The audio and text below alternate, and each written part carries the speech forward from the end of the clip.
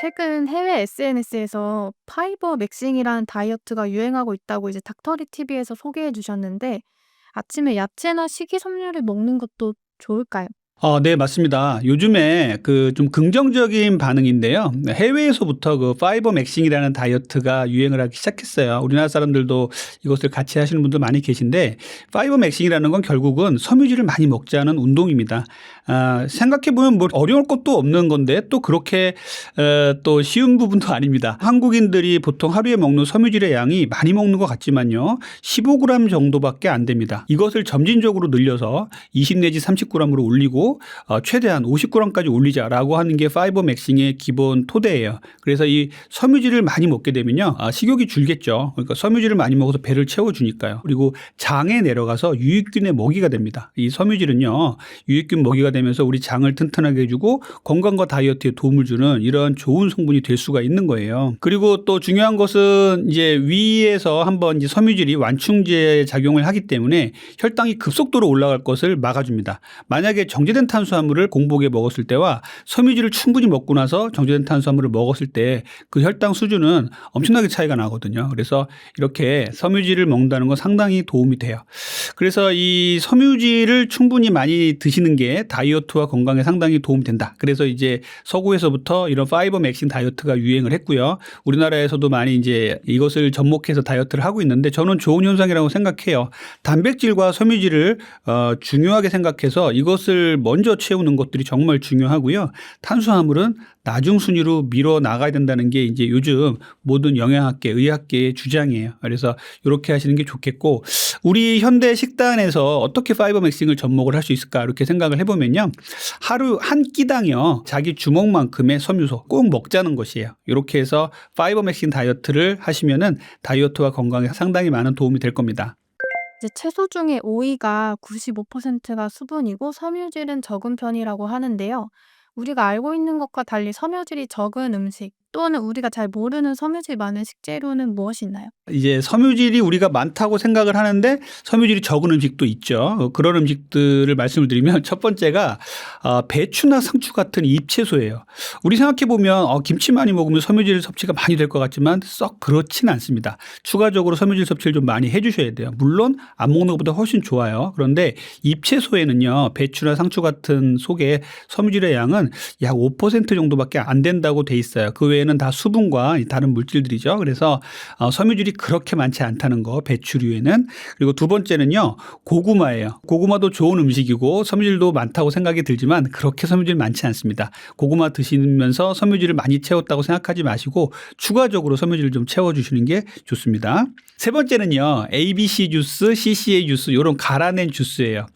한때 24년, 25년을 통틀어서 정말 ABC 주스, CCA 주스 많은 유행이 불었죠. 근데 또 지금은 또 수그러들었어요. 이런 이제 유행 다이어트에도 단점이라고 할 수가 있겠죠.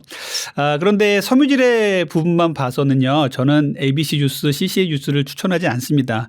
야채가 중요한 이유는요, 섬유질이에요. 섬유질도 상당히 중요한 역할을 하죠. 그 안에 다른 부분도 상당히 좋지만 과일도 마찬가지고요. 섬유질이 풍부해서 먹는 건데 이 섬유질이 갈면은 많은 부분 파괴됩니다.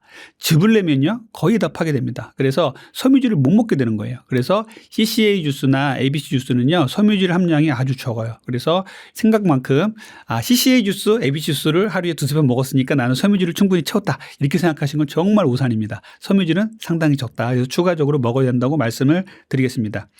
네 번째는 바나나예요. 바나나도 다이어트 할 때, 운동할 때 많이 드시는데 바나나에도 섬유질이 그렇게 많지 않습니다. 그래서 바나나를 드셨다고 섬유질을 많이 채웠다는 생각은 안 해주시면 좋겠고요. 다섯 번째는요, 오이예요.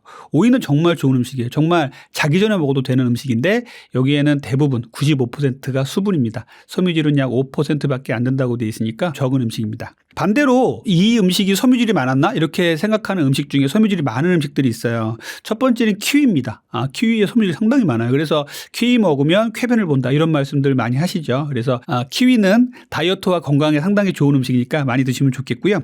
두 번째는 블루베리예요. 블루베리에 섬유질이 많다고요? 이렇게 의아해하시는 분도 계실 텐데 블루베리에도 섬유질이 상당히 많습니다. 블루베리 많이 드시면 좋겠고요. 세 번째는 아보카도입니다. 아보카도는 그냥 미끌미끌하고 섬유질이 없을 것 같은데 아보카도도 섬유질의 보고예요. 섬유질 상당히 많고요. 마지막으로는 말린 미역 같은 미역류 있죠. 해조류에도 섬유질이 상당히 많아요. 그래서 이렇게 우리가 섬유질이 많은 음식, 적은 음식을 조금 알아서 파이버 맥신 다이어트에도 접목을 하시면 좋을 것 같습니다. 이제 빵을 얼려 먹으면 살이 덜 찐다는 한 연예인분의 팁이 이슈였는데 이게 사실인가요? 예. 빵을 얼려 먹으면 혈당이 천천히 올라서 건강과 다이어트에 좋다라는 이제 그 연예인의 유튜브가 나와서 한동안 인기였죠. 맞습니다. 빵도요. 같은 빵이라고 해도 얼려 먹으면요. 이 안에서 저항성 전분이라는 게 생깁니다. 그러면 저항성 전분이 뭐길래 다이어트와 건강에 도움이 될까라고 이제 생각을 하시겠죠. 저항성 전분은요. 일반적인 그냥 전분, 뭐 우리가 밀가루라든지 뭐 감자 가루라든지 이런 것들 전분이라고 하잖아요. 이런 전분이 아니라 저항하는, 우리 몸에서 혈당에 저항하는 전분이에요. 그래서 이 저항성 전분은요, 우리가 음식을 먹었을 때 위와 소장을 그대로 통과를 해버립니다. 그리고 마지막에 장으로 그냥 직행을 해서 장에서 유익균의 먹이가 됩니다. 그러다 보니 장도 튼튼해지고 먹는 거에 대한 포만감은 그대로 있으면서 우리 몸의 건강과 다이어트에 도움을 주는 것이죠. 이것들을 이제 전분의 구조만 바꾸면 이 저항성 전분이 되거든요. 저항성 전분은 천천히 혈당을 올리고요, 우리 몸에 유익한 효과를 많이 내기 때문에 주목을 받고 있어요. 그래서 빵 같은 경우는요, 얼려야 됩니다. 얼렸다가 빵을 이제 사가지고 오시면은요, 만약에 빵을 만들었다 그러면 한 김 식혀야겠죠. 그 다음에 냉동실에 얼렸다가 나중에 꺼내서 오븐이나 렌즈에도 아주 약하게 해동시켜서 드시면 됩니다. 이게 밥하고 또 고구마 감자하고 조금 달라요. 빵은요. 밥도 흰밥도 찬밥 다이어트를 할 수 있고요. 고구마나 감자도 이렇게 저항성 전분을 만드는 방법이 있습니다. 고구마나 감자 그다음에 흰밥은요. 얼리는 게 아니라 냉장실에 보관합니다. 냉장실에 1도에서 4도 정도에 얼리지 말고 보관을 6시간 내지 12시간 정도 해요. 그래서 만약에 저녁에 밥을 하면 한 김 식히고 나서 냉장실에 넣어놓고 다음날 아침에 먹는 거죠. 이렇게 하면은요, 저항성 전분이 많이 생겨서 혈당을 천천히 올리고 다이어트와 건강에 도움이 됩니다. 바나나도요, 노란색 바나나에는요, 저항성 전분이 거의 없는데 이 푸른색 바나나에는요, 녹색 아직 덜 익은 바나나죠. 여기엔 저항성 전분이 많다고 돼 있어요. 그래서 이렇게 저항성 전분이 많은 음식을 드시면 이 탄수화물을 먹을 때 정제된 탄수화물이 혈당을 높이 올리는 이런 부분에 대해서 저항성 전분을 먹는다면 훨씬 더 혈당에도 이롭고 건강에도 도움이 될 수가 있습니다. 제 빵에 소스를 찍어 먹어도 살이 빠질 수 있다고 하셨는데 원장님도 실제로 매일 호밀빵에 발라 드신다고 들었습니다. 그 소스가 무엇인가요? 제가 호밀빵, 통밀빵에다가 발라먹는 소스가 있어요. 제가 뭐 발라먹는 것들 많이 해봤습니다. 그 무가당 그릭 요거트도 발라먹어 보고요. 뭐 버터도 발라먹을 수도 있고요. 그 다음에 무가당 땅콩 버터도 발라먹을 수가 있어요. 그런데 제가 먹으면서 혈당도 가장 안정적이었고 맛도 괜찮고 상당히 좋았던 게 후무스였습니다. 후무스 아시는 분도 계시겠지만 좀 생소하신 분도 계실 거예요. 후무스는요, 병아리콩이라고 아시죠? 병아리콩 요즘에 상당히 많이 인기고 저도 병아리콩을 아주 홍보를 많이 하고 있어서 병아리콩 홍보 대사라고 불리고 있습니다만 병아리콩 상당히 좋거든요. 단백질이 어마어마하게 많고요. 그리고 포만감도 상당히 좋고요. 무엇보다도 맛있어요. 그래서 이렇게 포만감도 주고 단백질을 많이 주는 식물성 단백질 보고기 때문에 제가 많이 추천을 드리거든요. 후무스는 뭐냐면은 병아리콩이 좀 딱딱해요. 그래서 후무스를 아주 불려서 후무스를 갈아가지고요. 여기다가 레몬이라든지 올리브유 또 향신료 같은 걸 넣어서 중동지방에서 오래 먹었던 이 소스 같은 거라고 생각하시면 돼요. 그래서 빵에도 발라 먹고 뭐 다른 음식에도 다 발라서 먹고 후무스 자체로도 먹을 수도 있습니다.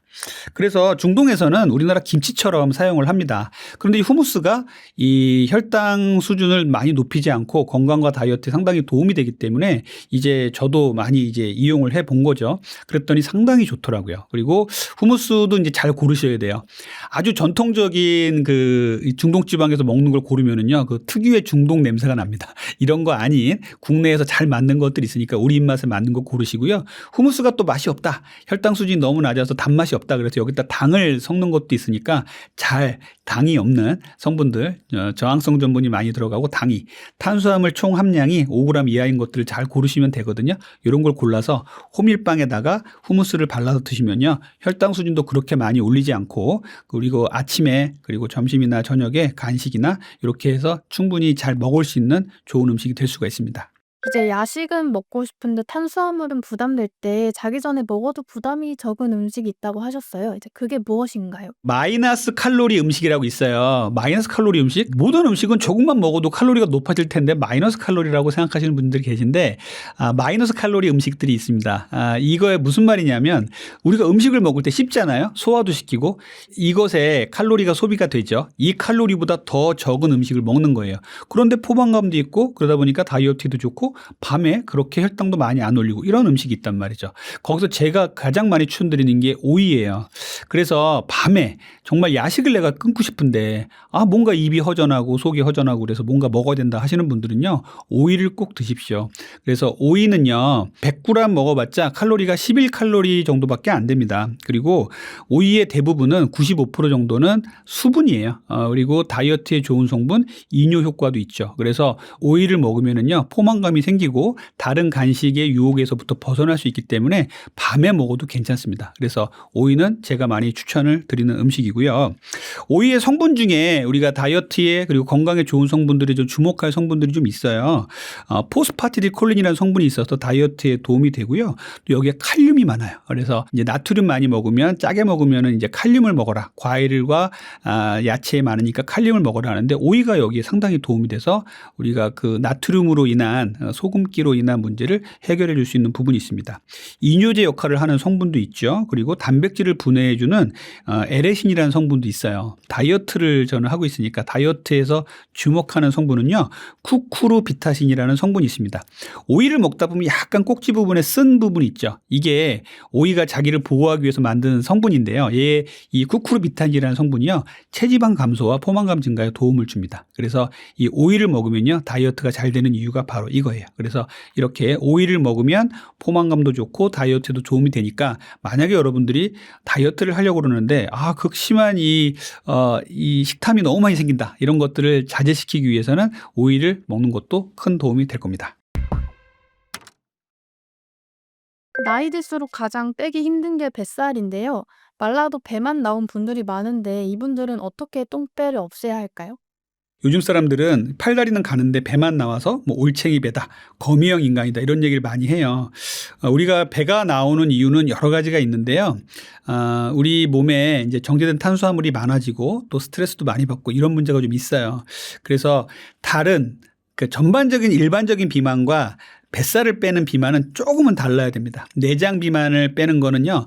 딱 세 가지만 딱 기억하세요. 첫 번째는요. 정제 탄수화물을 줄이셔야 돼요. 두 번째는요. 배 운동만 하는 게 아니라 전신 운동을 하고 고강도 인터벌 운동까지 해주시면 좋습니다.